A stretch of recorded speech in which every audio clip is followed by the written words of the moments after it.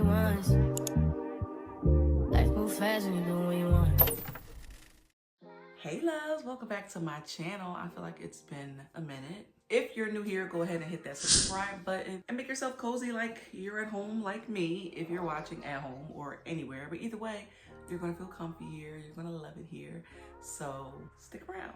But I always love to also give a shout out to those that have been following and that has been watching my journey. Just know that I appreciate you, I love you, thank you for continuously coming back. This channel is called Salida Loves You because I mean, really I do. I love all people, but this is my channel, so it is about me and my life, my experiences, and just sharing my experiences with you guys on this crazy journey that I'm on, which is just my life, because my life is a little cuckoo at times. But thank you for rocking with me. I will say right here, right now, if you don't like crying or emotions, you might as well click off right now. But if you're here for the raw and the real feelings of just different life experiences that we go through, and just to hear some of my experiences, then you already know what to do. Go ahead and also like this video and feel free to share.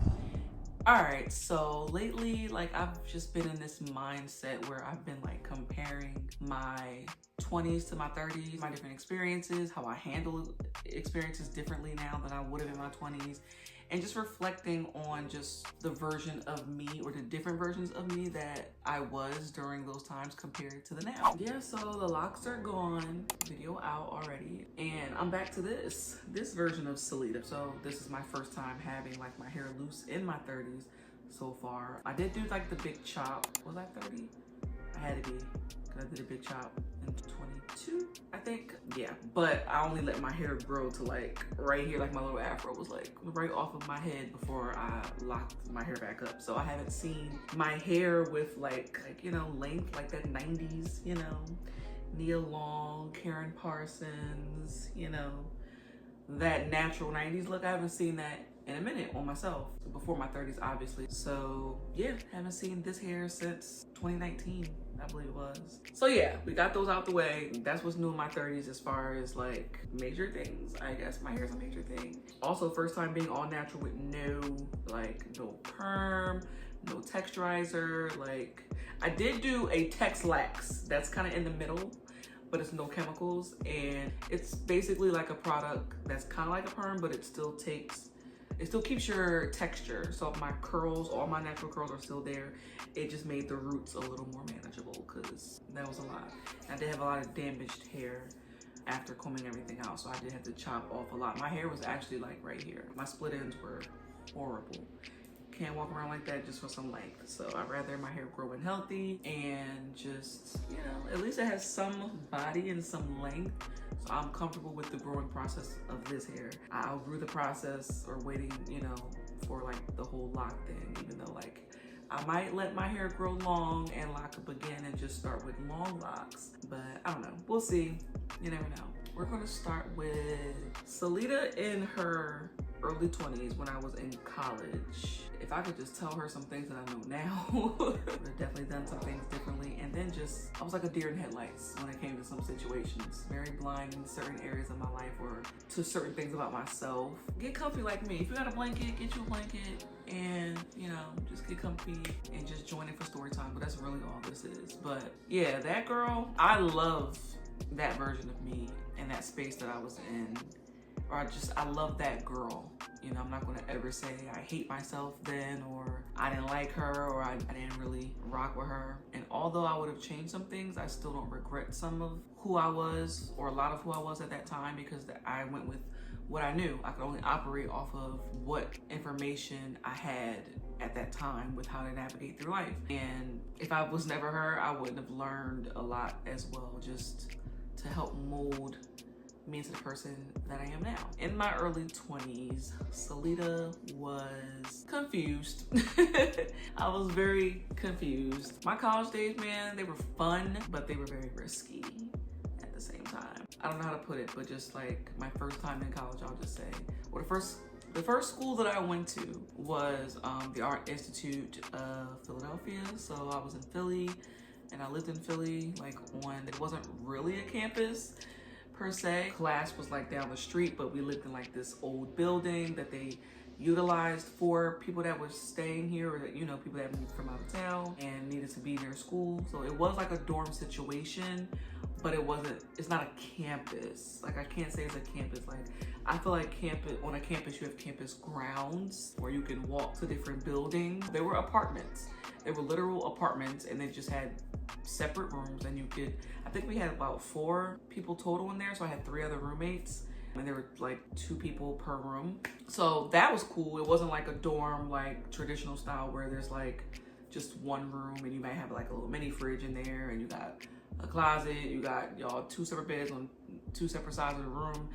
No, we definitely had way more space. We had a full kitchen, full bath, you know, like we didn't have to share a bathroom and all that type of thing. So like with like our whole floor, like a traditional college would. I loved how it was. It just was such an old building that it creeped me out. And my roommates, you know, we were all different races. That's what I loved about it, or different ethnic backgrounds, I would say.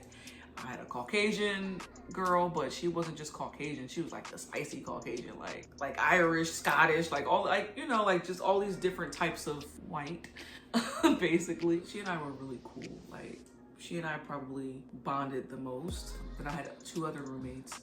I slept in a room with one. I initially moved into the apartment, and we all moved in together. We were all freshmen. I moved into one room, and then we ended up switching with one girl, and I moved into the room with the Caucasian roommates because her and another girl were starting to like bump heads and not be cool anymore. So she wanted to switch with me with our other girl, who was really cool. I don't remember what ethnicity she was. I want to say she was some type of Spanish and Asian. I could be way off, but that's when I picture her face, because I can see her face right now. She had the cutest little like innocent face, but it's giving like Spanish and Asian mix. But she was really cool. We bonded a lot. We could talk about a lot of things, but she was cool. And we had another one who was a little snobby, but I liked her. She was a very beautiful girl. She knew it, and there's nothing wrong with that. She was very confident, and I did love that about her. When I say snobby, it wasn't more so about her confidence. It was about the way she just had an attitude a lot. Like, and she was Spanish. She was spicy. She had those Spanish roots. She definitely, like, her personality was Spanish or Hispanic. But we all did mesh pretty well. We got along well. We would go out. We would party together. We would go to Temple and party, hang out in Rittenhouse Square. A lot of the times I would feel left out because they would go without me. But we would definitely have conversations a lot in the house. We would all chill, watch movies, watch TV, pop popcorn, you know, do all the college girl things. But yeah, so then I moved to LA. I transferred to LA. What's crazy is during that time, this is probably more so the epitome of me, because I was always in a relationship. I've always been a relationship girl. And at that time, I really wanted to move to LA because I just wanted to, just see a different space. I just wanted to change the scenery, I guess. But I was just in a really heartbroken space, like really heartbroken. I was in a relationship with my high school sweetheart. They went to college before me. I took a year off. I actually had a gap year. The person I was with at that time went to Howard University. HU, you know. Yeah, they went to Howard, and we were still together even when I did end up going to school in Philly, and it just started getting rocky. It really did. We would try to come back and forth to see each other, and then eventually they stopped going to Howard and they came back home. It just was a rocky road, but I was in a heartbroken space, and I needed to get away from just that situation. That was like my real first love. I had a first love before him that I thought was my first love, but really wasn't. I did love this person, but I realized once I met the next person, when I met him, I realized, no, that was really like true love between the both of us. I felt like we both loved each other. And the other one, I didn't feel like they felt the same way about me. The musician that I dated, they were good to me, but I just did not feel like they loved me like I loved them. So this person, the Bison, I just feel like the love was mutual, and we were equally obsessed with each other, equally in love, equally just, you know, just all about each other, even though, come to find out later, he was not faithful to me. Heartbroken, it was falling apart, so I ran away. Basically, I ran away. And one thing I do want to point out now in my 30s that I realize is that I probably would have done that for that reason. I would have still moved to LA, like just to have the experience, just to, you know, just experience a different way of living and all of that. And I've always wanted to live in California. It was like a dream of mine. So to have that accomplished, I would never take that back, but I wouldn't do it over a guy. And I could just say that now at this point in my life, I don't get heartbroken like that anymore. I've thought about, you know, a lot of times with the current situation that I'm in, or a current relationship that I'm in. It is a healthy relationship, you know, but I have thought about, what if we break up? What if we don't last? You know, that's always a possibility. And I've thought about how I would feel. And mind you, if you've been watching my channel, I have another vlog about a time that we did actually break up last year. It's literally been, I think, a little over a year since the last time since we broke up that one time. And I will say that I was devastated. Go watch that vlog to hear the story about it. I don't really see myself being just like devastated to where I could not function anymore. Because that's been my experience in my 20s. Like any relationship that broke up and I was really invested and I really felt like this was it, that was my person, that's the person I'm gonna marry. We've talked about these things, you know, with the people that I felt like it would get there with. So that's what made me feel like, oh, it's solid, you know, they're my person, this is it, I'm gonna worry. Even if we go through things, not gonna worry. Yeah, when I would break up, I cannot even tell you the degree of depression that I would sit in and live in. It felt like hell. And I'm sure hell is way worse than what I felt. But whatever could be the worst feeling in the world, that's what it felt like to me. It felt like the world was ending, like the world was over. And now I don't see myself, I really feel like I would be hurt. I'm human. And when you love somebody, it's never easy to walk away or leave a situation or move on so easily. But I do feel like I would take my time to grieve. I would let myself feel my feelings. I can't put a time on how long that would be, but I don't think I would allow it to stop my life like I did before. Now I honestly have way too many, I have much more responsibility and I'm a mother. Like I can't stop. Like there's no way I could just take a couple weeks and just lay in bed and cry and, you know, call out from work. No, I need to pay my bills and I need to take care of my child. So that's one thing. And I never thought that when I was hurt back then, I always thought that I would always be hurt like that. So I got to a point, and I will say even in my 30s, where I was afraid to attach myself to someone like that. I was afraid of the feeling getting heartbroken again because I know how it's affected me in the past, and I just know internally now that I would not. And I don't want to seem so nonchalant because I really, I know what I went through the first time we broke up. If we ever broke up again, yeah, I know how deep that would cut for me. But I've truly learned in my 30s that life does go on, and if that person is not for you, they're just not for you, and there's nothing that you could do about it, and that you will get your right person. And for me, spiritually speaking, I believe that God has a man for me. I do believe, and of course you want to when you're in the relationship, you know, so if it don't work out, it is what it is. But I do believe that this person, I don't want to say sent to me by God, you know, because I don't necessarily see it like that either.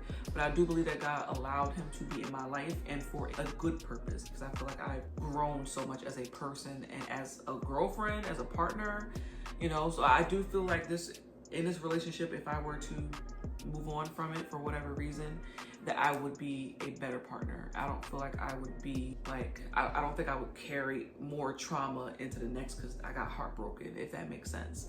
But that's what, like before him, that's what it's been. So I was afraid to get attached to someone like that. And the times I have since I've been in my 30s, this is really only the second relationship that I've been in since I've been in my 30s, and I'm only 33. At the end of the day, I just feel like I just wouldn't be, I just can't feel like I would let myself go to that space anymore, especially since the person before, the person I'm with now, I feel like that was like my rock bottom with relationships. I was forced into learning the difference between what I want and what I need in relationships, or just in my person. Even in that, no matter how bad it was, no matter like how, and not that it was all bad, it was some good in there too, obviously, for me to be in a relationship. But no matter what happened and how scarring some of the things were that happened in that relationship to me and the trauma that I picked up and collected and even brought into this relationship a little bit because of that and how that went, I just feel like it don't get no worse than that, or I won't allow it to get any worse than that.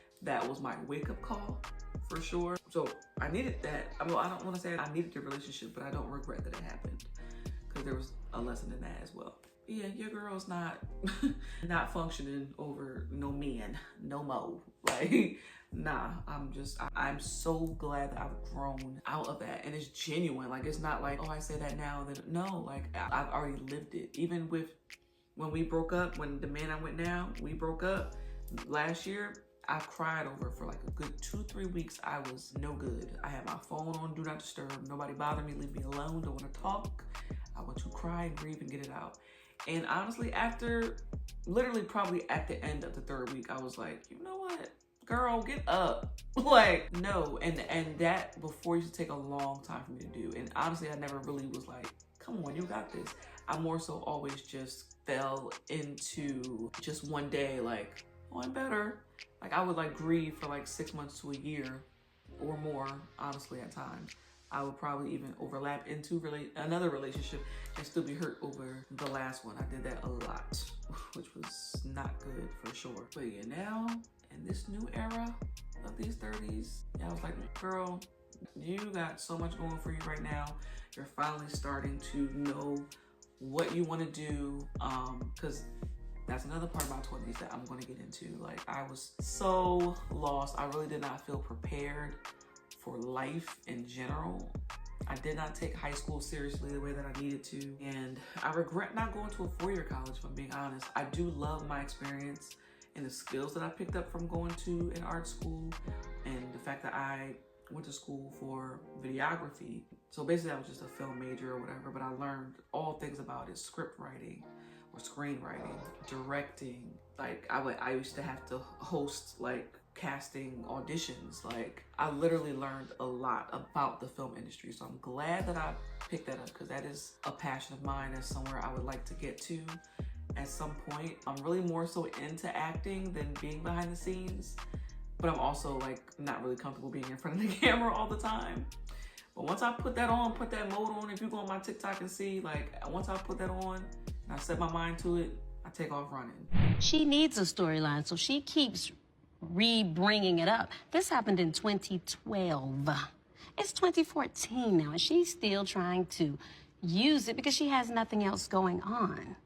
And while she's sitting around running around talking about my husband and the father of my children, and she spends her weekends peddling through sperm banks, looking through catalogs to try to find a donor, honey, you don't know if your baby daddy will be an axe murderer or a child molester, because what you will know is that he needed $10 to get him a medium-sized pizza, so he ejaculated in a cup so you could have a kid.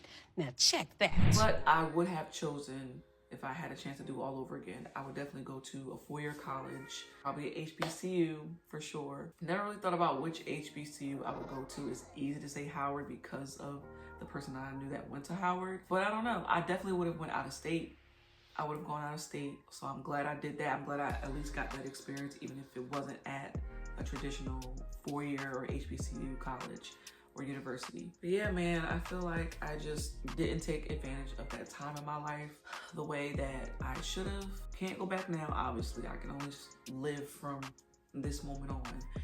But I would have definitely done things differently. I would have gotten a degree. I've tried to go back to school. I was in school maybe 2 years ago. It didn't work out. With being a mother, I was way like, first of all, I took on too much at once. I think I took on like 4 or 5 classes for what? I don't love the school experience, even though I do wish, like I said, I would have just gotten the whole college experience for sure. Just that time of your life, I feel, is very critical, and you learn a lot about yourself, and just having the support of my professors of molding me into being someone who's a career professional. That was definitely missing in my life. I'm kind of more so learning that now, but yeah, I would have definitely done all of that over. But moving on, I would have done so much differently. I would have taken my relationship with God a little bit more seriously. a little more, just more relationship. I was more so living, excuse me, I got a lot of gas. Like my child is here, you gotta spell it out. But it just sounds weird to say on camera I have gas. But it's the truth, I'm human. So if you see me doing it a lot, sorry. I would have definitely just focused more on God, man, seriously. I did do a lot of Bible reading, a lot of studying. I went to church faithfully. Like, I can't say I went every single Sunday, but it was barely a Sunday I missed. And like I said, I was living, I don't know if I said it already, but I was living more religiously, trying to just follow law, trying to follow just something that really not that I didn't know it for myself, because I do believe that I've always had a relationship with God from the time I was conscious of it. But let's be real, I was raised into it. You know, I was brought or born into it, I'll say. And that's been my foundation, is from my mother. I was raised by a very saved Christian woman. She's very serious about her walk with Christ. Like, I don't know anyone else around me or in my life that is more serious than my mom. Seriously, that's my foundation. So that's how I know God. So I was more so just following what I know, and it's like, it's hard not to do that when that's what you know, that's what you're used to. But it wasn't until really, I want to say, during my pregnancy with Cairo and after, even though I had issues in between there and still do, you know, but it's really been in my 30s since I really kind of like hitting the restart button, like starting over with God, like really meeting Jesus, you know, like for the first time in a way, literally like starting over as a baby. You know, as long as I was in church and as much as I do know the word, I stepped away from it for a long time as well. And I've dabbled in other things that just kind of didn't work for me. And I kind of questioned a lot. And I still even question God. I question Christianity. I question the Bible. You know, there's a lot of things that make sense to me and then some that don't. And I know that it's revelational and you can't really read the Bible from a logical standpoint. You just can't. You just can't. Even if you're a biblical scholar. Like, no. It's got to be relationship and discernment. That's what I've learned in my experience, at least. But I just feel like I'm knowing him for the first time for myself, not because that's just what I know or that's what I was brought into. Like, I didn't have a choice to go to church. There was no choice. Back in them days, you're going to church. Like, period. There's no asking, hey, you want to go to church? Or giving a choice to a child was just not it. If you are someone that was in the church, your children are going to church. Period. There was no choice for me. You know, I lived my life a little bit, saw how hard it was, saw that it wasn't really worth it, saw just why God has placed certain boundaries in his children's life, just like you would as a parent. If you're watching and you're a parent, like, I get it now. Like, there was just certain things I just did not understand or felt restricted or felt like, wait, why am I following these things when I don't necessarily understand it or believe it or whatever? That's a whole story for another day. But I can just say that right now, like I said, I still question things. There's some things I still need clarity on. There's still things that don't sit right with me or don't make sense or whatever the case. But I am just committed and dedicated to just sticking with God and finding out and letting him reveal the answers to me. And I just know I am most at peace with my relationship with Jesus Christ above anything else. Honestly, that's been my constant throughout my whole life. And maybe it is just familiar or whatever the case may be. Regardless, he has me. And then of course, going back to dating, I would have just not dated until my 30s, to be honest. Because I have learned that, which statistics say, but I do believe to be true, that our brains aren't really fully developed until we're like 25. So no, I would have not dated at 16, even though, you know, that's the age that my parents gave me permission to date, is at 16 or whatever. And what's funny is before I was 16, I used to feel like that was so far away, you know, or like, that's not fair. But really, 16 is really young. Like, it's really young. Like, you really think you know something and you don't. Like, you really don't at 16, but you swear you know it all. Like, I would have wanted to be naive, you know. I would have, I'm glad I have dating experience, but I also feel like there could have been a lot of things that could have been avoided, or a lot of heartbreak that could have been avoided. And I also do feel like I would have been a lot further in my life, like I want to be, had I not been focused on dating or focused on guys, but that does stem from my childhood trauma. But it does come from some trauma where I looked for love. I needed, like, not just needed, I was desperate to feel loved, to feel connection with someone, to feel validated, to feel just like I was wanted, or like my thoughts mattered, or my opinions mattered, or someone wanted to hear me or just see me for me.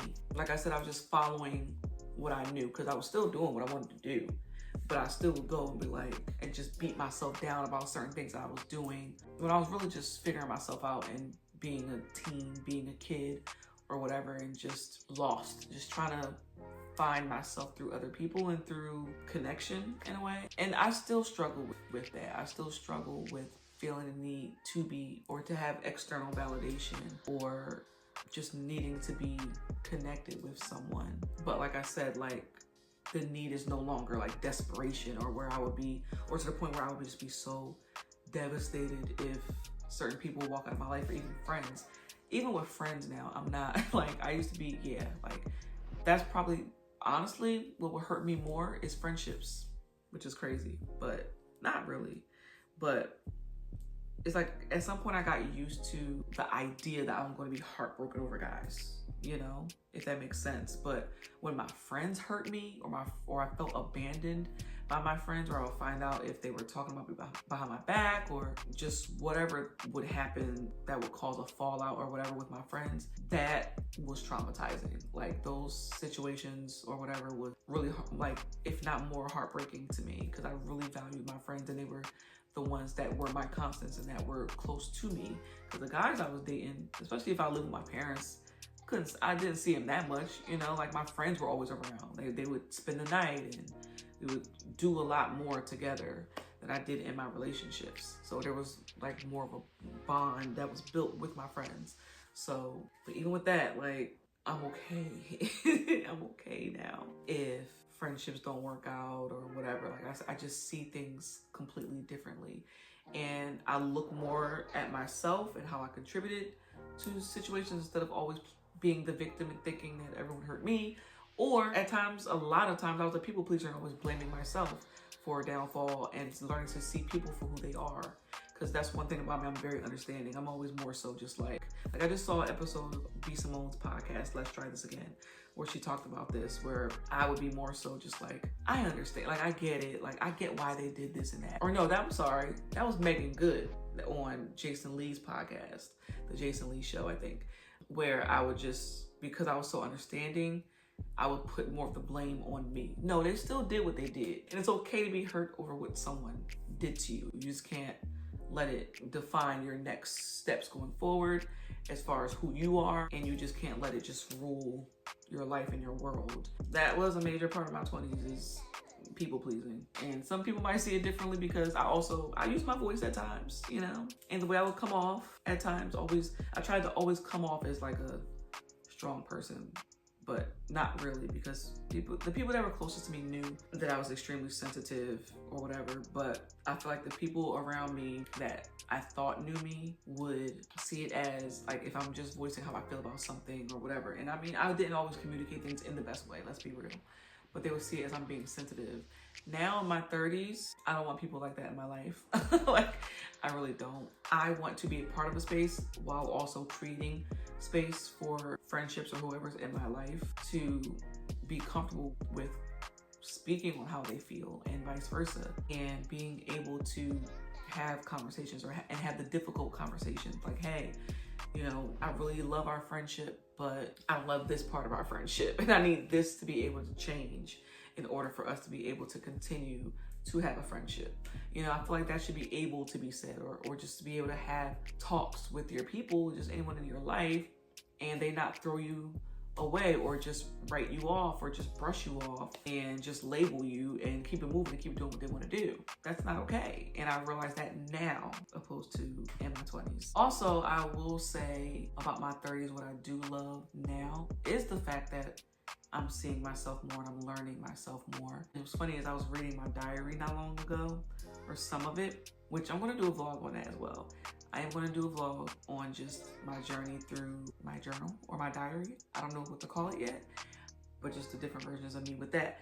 But I did read some pages and I'm just like, wow, just seeing how I would handle things back then opposed to now. But also more so I keyed in on noticing that a lot of things that I would say or write was coming from a space of trauma that I didn't realize existed. Like, I didn't realize just some of my childhood trauma, like some of the things that occurred, just some of the ways that I would respond to certain situations. Because of course, it's your diary, you vent, you talk about things going on in your life, and I just didn't see where certain things about myself were coming from until now. I can look back and read it and I'm like, you were going through this, you didn't know it.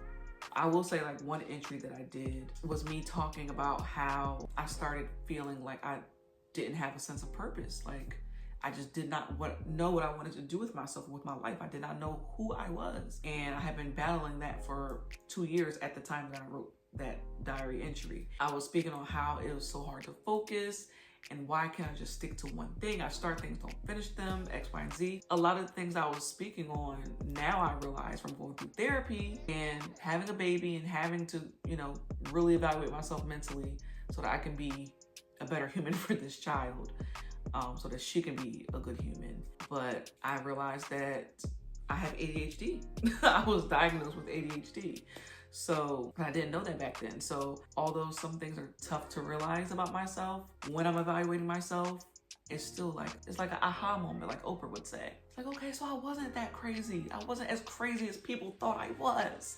You know, I was just angry from experiencing childhood molestation, or, you know, not knowing where to put those feelings or know how to express those feelings, you know, just so on and so forth. Like, I'm connecting the dots now. Like, I was this way because of that, you know, and not that everything has to necessarily be labeled or be understood. Some things would just me. Some things would just be, you know, just who I was at that time. It's not always linking to something in particular or an issue or a chemical imbalance or whatever the case. Some things were just me being a teen or just me being 20-something. And speaking of desperation in my 20s, it literally led me all the way to the point of dating a married man. Yes, I said it. I dated a married man in my late 20s at that. Well, I'll get deeper into the situation of when I dated a married man. I want to respect other people, especially in this type of situation. It's really sensitive. These two people are no longer married. It's not because of me. It is not because of me. They already had issues, and to my knowledge, you know, I was just being told over and over again that they were getting divorced. You know, it started out as a friendship, but it got there. It led to a point of us connecting, and the friendship shouldn't have been, period. So I'll just say that. But I did have that situation. I'm not even going to say, like, this person was not a bad person at all. Had issues like myself and like I did at that time, you know, but that is absolutely something I would never do now. And when I speak of, if you have seen my video on navigating narcissism, in that video, if you haven't, go see it. First of all, go check it out. But if you did see it, I mentioned in there how there was a point after all the trauma that I witnessed at the end of the relationship that I felt like, or even just within the relationship as a whole, when I was being cheated on, and when small little things physically started happening, I felt like I deserved it in a way, and I tolerated certain things because I felt like that was my worth, and like I deserved it because of the fact that I dated a married man. I mean, I literally hurt a whole other woman because of my selfish needs, and I was just naive. I really was. I was, what, 25 when I first got in that situation? I think it started in 2017. But I was being told that, you know, they were getting a divorce, and then I started noticing things were taking a long time. I felt afraid to ask the person, but they would always try to update me, like, X, Y, and Z is happening. But then, you know that line married men do. My kids be hurt right now type of thing, you know? So, but I'll get into that on another vlog if you want to see that. If you're not going to judge me, okay, then stick around for that vlog. I can tell I'm starting to get nervous because I start fidgeting and playing with stuff when I'm nervous. So it's okay, Slita. Because I know y'all out there judging me. And it's okay though. I'm still working through that. Not caring about what people think about my experiences. I can't change my experiences and what I've gone through, what I've done. It is what it is. I love my life. I'm happy that I've had certain experiences. I'm grateful for other experiences. because I've learned from them, I've grown from them, you know. I would be able to be, hopefully if I make it to 80, I'll be able to look back and say, whoa, I lived a life, you know? I would never want to look back and be 80 years old and look back and think I had a boring life or think that, you know, I wouldn't want to see everything so pristine. I would want to be able to say, wow, I overcame, wow, I lived, wow, I did X, Y, and Z. And guess what? I'm still here and God still loved me through it and I still had purpose and I have a legacy, you know? But yeah, it's not something I'm necessarily ashamed to speak on. Never really was. I try not to put certain things out there, or I'm conscious of certain things I put out there because I don't want to offend anyone. I don't want to trigger anyone. I just want to be sensitive to each situation, especially when other people were involved in certain scenarios in my life. So are the 30s better? Duh, yes, they are. I'm gonna play devil's advocate here, and I will say there is one thing about me now that I would rather be like myself when I was in my 20s. I feel like I do care a little bit more about what people think now than I did then. Then I cared and I would internalize it and let it fester and all that, but at the same time I still had like a F you attitude. I did. I did. Now I'm just more sensitive to people as a whole, I guess. And I'm in my soft girl era, hence the bob. But you know, I'm more, and if you know me from my 20s, it would be like, is that a good thing? But I'm more emotional now than I was then. Like, I was a crybaby. I've always been a crybaby. I always cry. It was always hard for me to cry in front of people unless you were just that close to me that I wouldn't mind. And the situation would probably be traumatic or like a big deal for me to cry in front of you. It's hard to really pinpoint it or to really explain it. Cause it's like, I bounce back quicker now. I do feel like my resilience is better. Like, I'm more emotional about things now, but I'll get over it quicker, if that makes sense. So back then, I felt things a little deeper and I would like internalize things really deep and really like take it in and be depressed over it. I would carry it with me for a long time, but my demeanor about each situation was still like, whatever, I don't care. Just me somehow focusing more on my hurt and not the hurt I might have caused other people. Even though I still was someone that would take accountability, I would apologize, but I still would carry it with me and let it define me and let it really just make me, it just made me a people pleaser. It made me be quiet a little more, but not in the best way. I really started to let it become part of who I am in a way where I would be too accommodating with people's feelings. And I think that happened more towards the end of my 20s. So now it is in a space where there's more wisdom. I think more about what I'm gonna say, how I'm gonna respond, all of that. But there is still some times where I want to speak up in certain situations and I just don't, to protect my peace. But I do feel like you gotta have a balance on that, and you gotta find a healthy way to still be able to communicate and express your thoughts, your feelings, but to just, you know, make sure it's done in a way that is still considerate of whoever you're engaging with. If I'm being honest, I do get afraid to say certain things or express certain things because I have abandonment issues. So I just feel like someone may walk away or leave and all of that, and I'm working through that. But that's just what I'm dealing with, where I'm at. So I do wish I could kind of swap that part of me out a little bit, or maybe have a more balanced version of that part of me from my 20s into the now and just mix it with 30-year-old Salida, if that makes sense. Another thing though that I would mix with myself from then with the now is, like I said, I was lost for a long time. I didn't know what I wanted to do, but I still was very ambitious. I would start a lot of things or have all these ideas and write them down. I would begin to execute these ideas, but then I would end up moving on to something else and not completing whatever I wanted to do or fully committing myself to it. Now, yeah, I commit myself to things. There's times with my passion where I get frustrated, where I'm just like, I don't want to do this no more. I'm gonna be honest with you. I started like a whole movement. It's not a legal company yet, but we're getting there.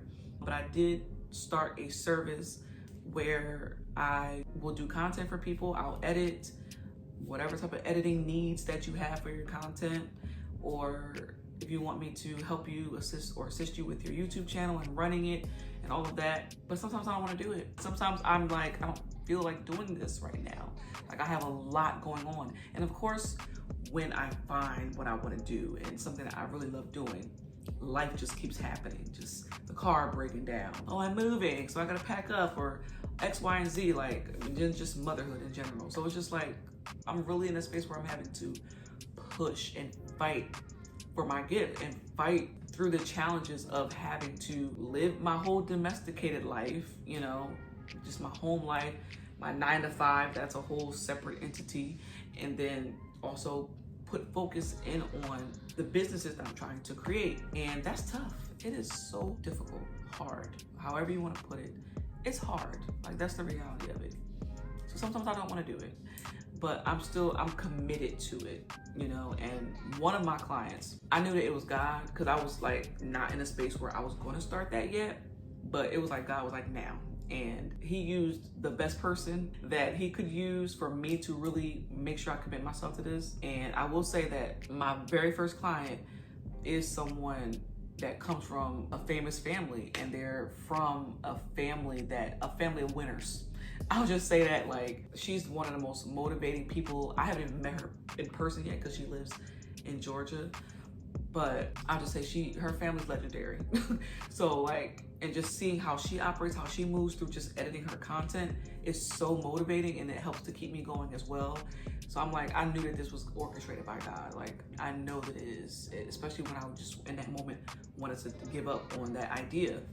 But God was like, nope, here you go. Here's your first client, and I'm going to make it great. I'm going to make it the best possible client that you cannot refuse or turn down, or not try to take that opportunity, you know? So I wish I had that determination in my 20s. I feel like I would have been a lot further along, or some type of that level of commitment to something in my 20s.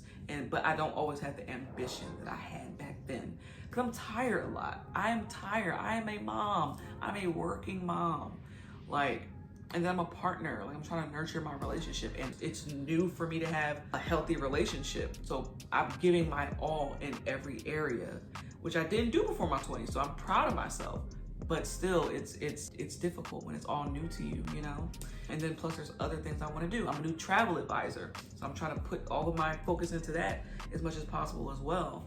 And it's just so much that I want to do, so much I have inside of me that I feel like in this era I'm ready to let out, opposed to when I was younger. I definitely was way more focused on guys. Like I mentioned, like that was my focus. Like that trumped everything. Even though I had these ideas, and even though I would work on them, write them down, orchestrate it, or plan, strategize, whatever, it barely ever got to, you know, a space where it could be displayed or really like flourish, because men trumped everything, to be honest. I really just wish I had the energy. That's what it is, because the life I lived before being a mother, you would think I was a vampire. There'd be times I would not sleep because I'm trying to pour myself into different things. But I just wish it was more of my career and establishing myself as just a business professional or a content creator, whatever I'm meant to be doing, which is what I'm doing now. I believe I'm meant to be doing.